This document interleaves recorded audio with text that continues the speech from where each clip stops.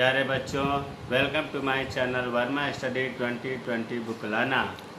मैं UP board के छात्रों के लिए क्लास 12th का इकोनॉमिक्स हिंदी मीडियम से फुल कोर्स में कराऊंगा। यदि आप फुल कोर्स करना चाहते हैं तो मेरे चैनल को सब्सक्राइब कीजिए और बेल आइकन को प्रेस करना ना भूलें, ताकि जो भी मैं वीडियो अपलोड करूं उसका नोटिफिकेशन आपको मिल सके। प्यारे बच्चों, उत्पादन एवं लागत पाठ तीसरा चल रहा है। लागत में आपको अल्पकालीन लागतें चल रहा है। अल्पकालीन लागतें 3 प्रकार की होती हैं: कुल लागत, औसत लागत और सीमांत लागत। कुल लागत पिछले वीडियो में मैं बता दिया हूँ, बहुत अच्छे से बताया हूँ। अगर आप नहीं देखे हैं तो आई बटन को क्लिक करके उस वीडियो को ज़रूर देखें, ताकि आज का वीडियो समझ में आ जाए। तो अल्पकालीन लागतें, कुल लागत, ये 2 प्रकार का हमने पूरा विस्तृत से पढ़ा दिया है। आज हम शुरू करेंगे औसत लागत और सीमांत लागत, दोनों पढ़ेंगे। औसत लागत 2 प्रकार का होता है, जैसे टीएफसी और टीबीसी इसमें था, उसी तरह से इसमें भी औसत स्थिर लागत एफएफसी, एवरेज फिक्स्ड कास्ट, और दूसरा होता है औसत परिवर्ती लागत average variable cost, AFC ABC. अरे सीधी सी बात है, एफसी और बीसी तो दोनों में है। टी लग गया तो कुल, ए लगा तो औसत। तो एएफसी एबीसी का नाम लेते ही आपके मन में बात आ जानी चाहिए कि एवरेज फिक्स्ड कास्ट, औसत स्थिर लागत, औसत परिवर्ती लागत या औसत परिवर्तनशील लागत एक ही चीज़ है। सीमांत लागत में स्थिर लागत और परिवर्ती लागत का कोई चक्कर नहीं है, सिर्फ ही सीमांत लागत ही होता है।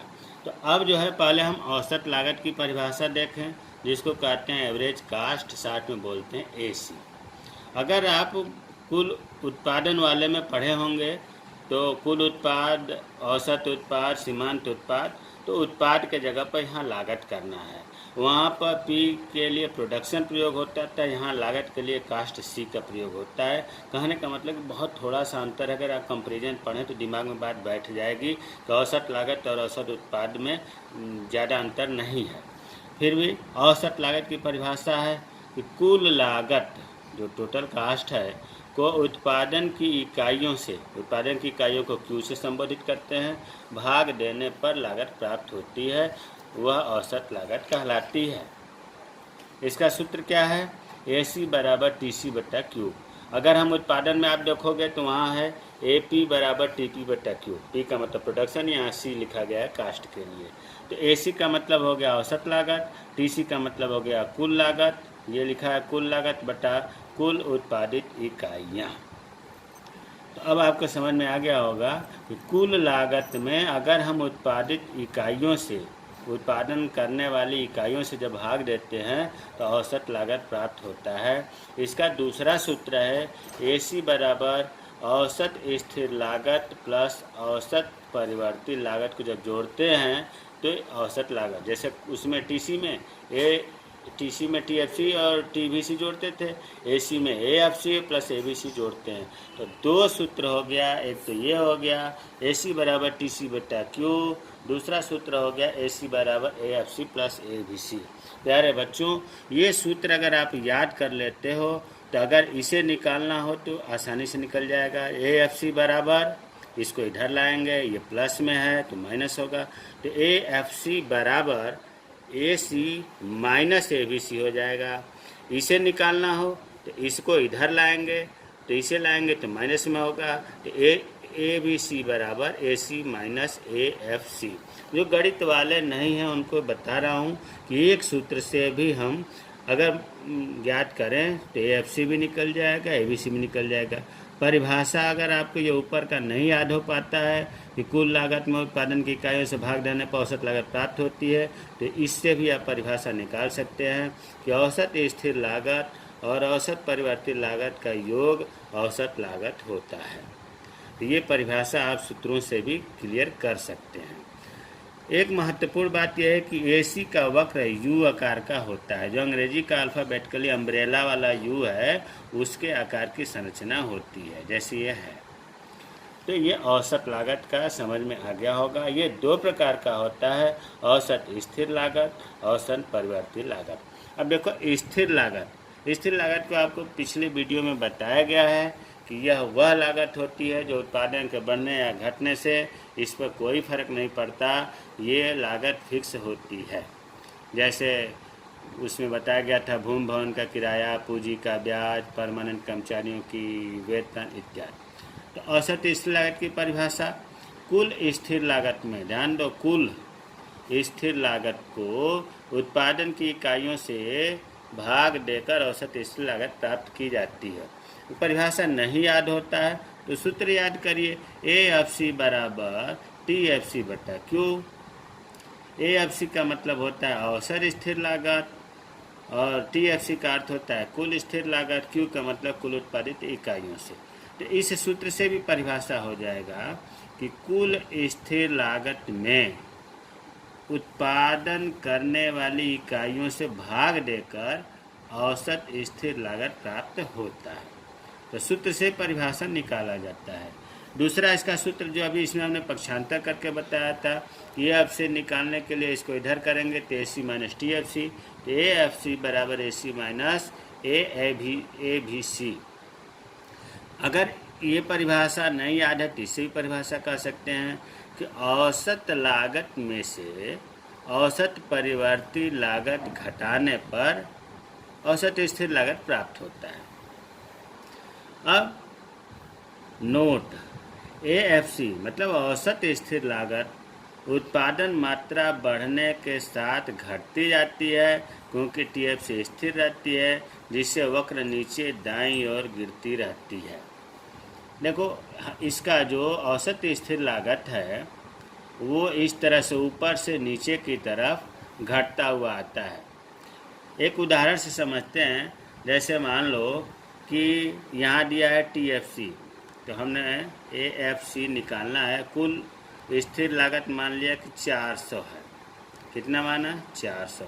और ये मान लिया कि कुल उत्पादित इकाइयाँ 40 है। कुल स्थिर लागत 400, कुल उत्पादित 40 इकाइयों का उत्पादन हुआ है। तो जब 40 का भाग देंगे तो औसत स्थिर लागत निकल जाएगा। ये हो गया आपका 10। अब ये कह रहा है कि उत्पादन की इकाइयाँ बढ़ाने पर, मान लो स्थिर लागत तो फिक्स है। अगर आगे हम दूसरा देखें 400 और हमने 40 मशीन जो तैयार किया था, 40 इकाइयाँ तैयार किया था, इसे मान लो हमने बढ़ा दिया, 50 कर दिया। तो अब कितना आएगा औसत स्थिर लागत? इसे कटाएंगे, 5 40, 8 आ गया। देखो पहले 10 था, अब घट के 8 हो गया। क्यों घटा? क्योंकि उत्पादन की इकाइयों को बढ़ा दिया गया।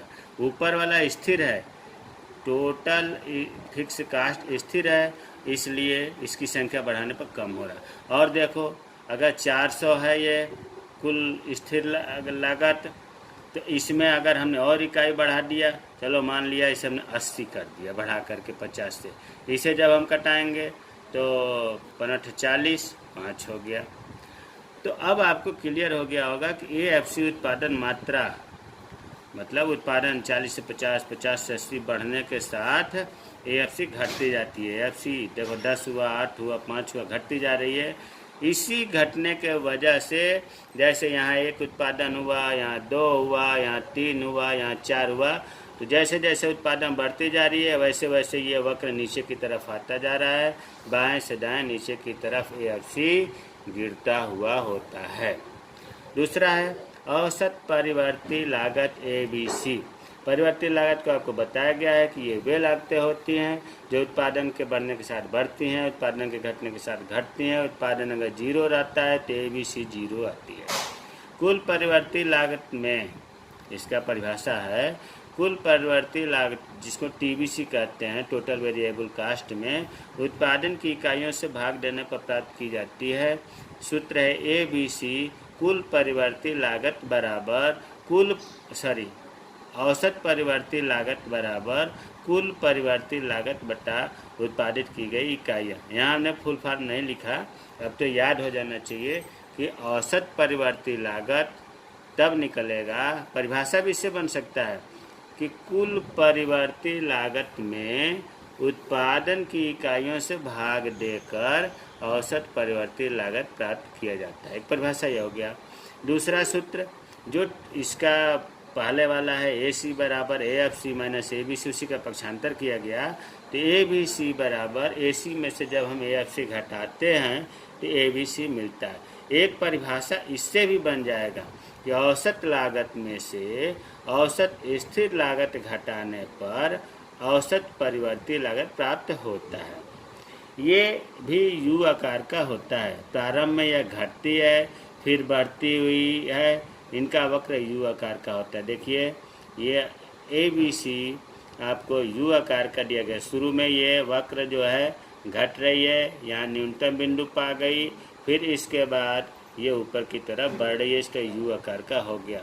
प्यारे बच्चों, हमेशा याद रखो ABC और AC दोनों U आकार का होता है, लेकिन AFC U आकार का नहीं होता है। AC भी U आकार का होता है, हमने बताया है अभी ऊपर, और ABC भी U आकार का होता है, हमने बताया है। तो हमें उम्मीद है कि औसत लागत के दोनों प्रकार, औसत स्थिर लागत, औसत परिवर्तनशील लागत, आप लोगों को समझ में आ गया होगा। अब अल्पकालीन लागतें में तीसरा जो है सीमांत लागत, जिसको कहते हैं मार्जिनल कॉस्ट MC। अल्पकाल में उत्पादक द्वारा वस्तु की एक अतिरिक्त इकाई का उत्पादन करने से कुल लागत में जितनी वृद्धि होती है उसे सीमांत लागत या MC कहते हैं। देखो, सीमांत का मतलब ही होता है, आप रट लो, जहाँ भी सीमांत शब्द आए, अतिरिक्त इकाई का उत्पादन करने पर जो कुल लागत में वृद्धि होती है उसे सीमांत लागत कहते हैं। अगर आप सीमांत उत्पादन की परिभाषा याद किए होंगे तो सीमांत लागत की परिभाषा अपने आप याद आ जाएगी। उत्पादन के जगह पर लागत शब्द का प्रयोग करना है, बाकी ज्यों का त्यों है। इसका सूत्र वही है जो सीमांत उत्पादन में बताया गया था, बस वहाँ P लागत के जगह पर P शब्द आया था प्रोडक्शन, यहाँ लागत के जगह पर C आया है, बाकी वही है। तो सीमांत लागत का सूत्र क्या है कि MCN बराबर TCN माइनस TCN माइनस 1, और दूसरा सूत्र है MC बराबर डेल्टा TC बटा डेल्टा Q। इसका यहाँ व्याख्या है कि MCN का मतलब nवीं इकाई की सीमांत लागत, TCN बराबर n इकाइयों की कुल लागत, TCN माइनस 1 का मतलब n माइनस 1 इकाइयों की कुल लागत, और ये डेल्टा का मतलब होता है परिवर्तन, कुल लागत में कितना परिवर्तन हुआ, कुल उत्पादन की मात्रा में कितना परिवर्तन हुआ। देखो, अगर सूत्र देखकर बच्चे बहुत घबरा जाते हैं कि ये तो बहुत बड़ी कठिन चीज़ है। मान लो कि आपको सूत्र नहीं याद है तो सीमांत लागत कैसे निकलेगा, जैसे सीमांत उत्पादन निकलता था। एक उदाहरण लेते हैं, जैसे मान लो कि कोई फर्म है और 10 इकाई का उत्पादन किया, 10 साइकिल का उत्पादन किया, 10 मशीन का उत्पादन किया, और उत्पादन करने के बाद उसको जो कुल उत्पादन लागत आया, उत्पादन लागत कितना आया, मान लिया 400 रुपये। उदाहरण ध्यान से देखना, 10 इकाई का उत्पादन हुआ तो लागत आया 400 रुपये। अब 11वीं इकाई का जब उत्पादन हुआ तो कुल लागत आ गया, भाई जब ज़्यादा सामान उत्पादन करें लागत बढ़ेगा ही, मान लिया 450 रुपये हो गया। ठीक है, 10 इकाई का 10 मशीन का उत्पादन हुआ तो 400 रुपये हुआ। जैसे ही एक मशीन हमने और उत्पादन बढ़ाया, 11 कर दिया, तो लागत हमारी 450 खर्चा आ गया। अब देखो, पहले सूत्र से अगर निकालना हो तो MCN पहले सूत्र से, फर्स्ट सूत्र से बहुत आसान है। MC का मतलब होता है सीमांत लागत, N मतलब कौन से नंबर का, तो 11वें का निकालना है, तो MC 11, इसका मतलब कि 11वें का सीमांत लागत हम निकालना है, तो MC 11, ये चीज़ क्लियर हो गया। TCN टोटल कास्ट कितना है, टोटल कास्ट ये 450, तो 450 हो गया। फिर ये माइनस आ गया, TCN माइनस 1 मतलब जो आप है 450, उससे एक पहले वाली संख्या लेनी है। 11वीं का 450 तो हमें 10वीं का लेना है, तो 10वीं का 400 हो गया, तो इसे घटाएंगे तो ये हो गया 50 रुपये। उत्तर आ गया, 11वीं इकाई का सीमांत उत्पादन 50 रुपये हो गया। दूसरे विधि से सेकेंड मेथड से डेल्टा टीसी कुल लागत में कितना परिवर्तन हुआ। तो देखो कुल लागत यह है, पहले 400 था, अब 450 हो गया, तो कितना अंतर आया, 50 रुपये। डेल्टा टीसी कितना चेंजिंग हुआ, 50 रुपये। अब उत्पादन की इकाइयों में, उत्पादन की मात्रा में कितना परिवर्तन हुआ, तो 10 इकाई पहले था, 11वीं इकाई, 1 इकाई का 50/1 बराबर 1 का 50 में भाग देंगे 50 को। पहले विधि से भी 50 आ गया, दूसरे विधि से भी 50 आ गया। तो सीमांत लागत निकालना बहुत आसान है। इसकी परिभाषा आप केवल इतना याद करें कि एक अतिरिक्त इकाई का उत्पादन करने से कुल लागत में जो वृद्धि होती है उसे सीमांत लागत कहते हैं। ये भी यू आकार का होता है। अब तक 3 चीज़ बता दिया गया, औसत लागत यू आकार का, औसत परिवर्तित लागत यू आकार का और सीमांत लागत यू आकार का होता है। वही चीज़ यहाँ लिखा है, सीमांत लागत यू आकार की होती है, अर्थात यह प्रारंभ में गिरती है, फिर एक न्यूनतम बिंदु पर पहुँचती है और फिर अंत में बढ़ने लगती है। तो ये आपका जो परिवर्तनशील लागत था, कुल लागत पिछले वीडियो में पढ़ाया, औसत लागत और सीमांत लागत इस वीडियो में पढ़ाया। बहुत महत्वपूर्ण एक प्रश्न और बनता है, औसत लागत और सीमांत लागत का संबंध क्या है, एवरेज कास्ट और मार्जिनल कास्ट का संबंध, रिलेशनशिप क्या है।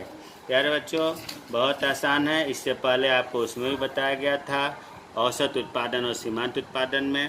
खैर यहाँ लागत की बात चल रही है, तो देखो इसका पहले ग्राफ हम बनाना सीख लें। तो ग्राफ बनाने के बाद अंतर तो हम या व्याख्या हम चित्र की सहायता से कर सकते हैं। सबसे पहले हम AC बनाते हैं यू आकार का। आपको पता है कि AC यू आकार का होता है। तो चलिए हम बनाते हैं AC यू आकार का।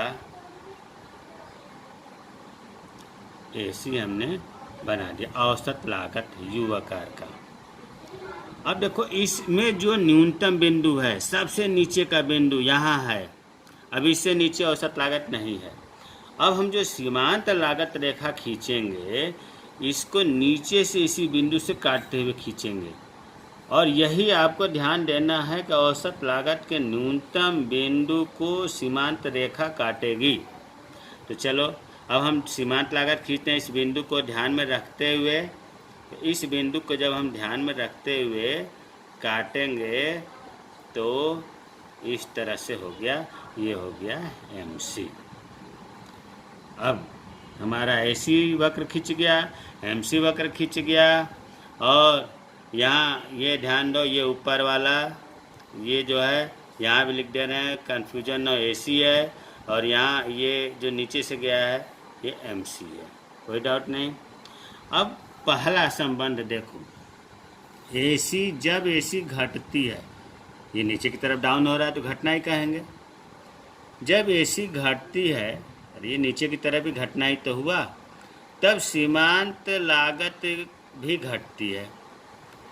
जब AC घट रही है तो सीमांत लागत भी घट रही है, लेकिन MC तेजी से घटती है। भाई यह ऊपर है, अधिक है, ये नीचे है, तो नीचे का मतलब कि तेजी से डाउन हो रहा है ये।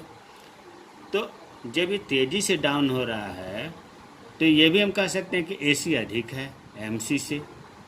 तो पहला अंतर यही चीज़ लिखा है कि AC घटती है तो MC भी घटती है, MC तेजी से घटती है, और AC अधिक है, MC लेस देन AC। देखो ये मुँह जिधर है वो ज़्यादा है, AC ज़्यादा है, MC कम है। AC ज़्यादा क्यों है, क्योंकि ऊपर है, ये ज़्यादा डाउन हो गया। तो पहला अंतर आपको क्लियर हो गया होगा कि जब AC गिरती है तो MC भी गिरती है, लेकिन MC तेज़ी से घटती है, और अर्थात ये भी हम कह सकते हैं कि AC अधिक है MC से।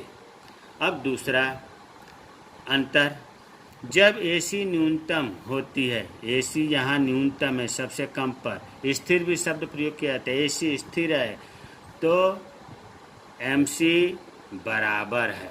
जब काट रहा है तो यहाँ इस पॉइंट पर दोनों बराबर हैं, AC बराबर MC, और यहाँ था कि MC लेस देन AC। तो दूसरा अंतर भी आपको क्लियर हो गया। कि जब एसी न्यूनतम स्तर पर होती है या न्यूनतम होती है तो एमसी उसके बराबर होती है, एसी बराबर एमसी। तीसरा अंतर, अब यहाँ से ध्यान देखो, बहुत महत्वपूर्ण है कि अब यहाँ से एसी बढ़ रही है लेकिन एमसी भी बढ़ रही है, लेकिन एमसी तेज़ी से बढ़ रही है। यहाँ एमसी तेज़ी से घट रही थी, एसी अधिक था, यहाँ एमसी तेज़ी से बढ़ रही है, एसी कम है। तो तीसरा अंतर होगा कि एसी बढ़ती है तो एमसी भी बढ़ती है, लेकिन एमसी तेज़ी से बढ़ रही है। तेज़ी से मतलब इससे ऊपर है तभी तो तेज़ है, ऊपर तो उड़ेगा तेज़ रहेगा तभी तो, अर्थात एमसी ज़्यादा है। इस स्थिति में क्या है, यहाँ ये देखो बढ़ रही है ना, ये भी बढ़ रही है, तेज़ी से बढ़ रही है। इस स्थिति में एमसी ज़्यादा है, इधर मुँह करेंगे एसी से। यही तीन अंतर आपको याद करना है। और चौथा अंतर जब भी हमने बताया था कि एसी का न्यूनतम बिंदु जो है उसी बिंदु से एमसी रेखा काटेगी। तो चौथा आसान है। तो अब हमें उम्मीद है कि एसी और एमसी का संबंध आप लोगों को समझ में आ गया होगा। बहुत ही महत्वपूर्ण है, बहुत ही महत्वपूर्ण है। एसी और एसी का संबंध बहुत आसान है। ग्राफ बनाने में बस यही ध्यान रखना है कि सबसे पहले एसी वक्र खींचना है और एसी के न्यूनतम बिंदु को काटते हुए नीचे से एमसी रेखा खींचेंगे, फिर हमारा तो संबंध आसानी से निकल जाएगा। पहला इसको बताएंगे, दूसरा इस बिंदु को बताएंगे, तीसरा इसको बता देंगे। तो हमें उम्मीद है कि अल्पकालीन लागत में कुल लागत, औसत लागत, सीमांत लागत समझ में आ गया होगा। एसी और एमसी रेखा का संबंध भी समझ में आ गया होगा। अगर कोई चीज़ समझ में नहीं आता तो कमेंट बॉक्स में कमेंट करें, मैं उसका जवाब दूंगा। मेरे चैनल को सब्सक्राइब कीजिए, वीडियो को शेयर करिए जो ट्यूशन नहीं पढ़ते हैं। जय हिंद, जय भारत।